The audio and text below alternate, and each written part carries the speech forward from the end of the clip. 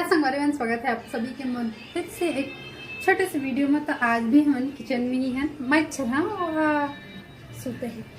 तो संगवारी में अभी मैं है ना मैगी बनाया जा था और पानी गर्म कर रहा था ये मेरे पानी गर्म हो चढ़ा दे हम ऐसी रसा वाला बनाता तो आगे के प्रोसेस आप मैं दिखाता हूँ।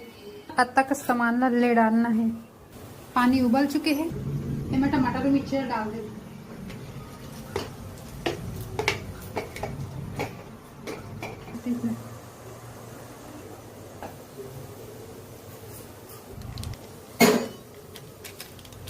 अब तक कसला डाल देना है।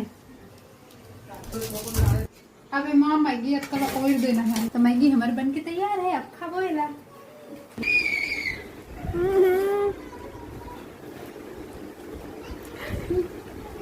अपन बनाए ला कहूँ कथी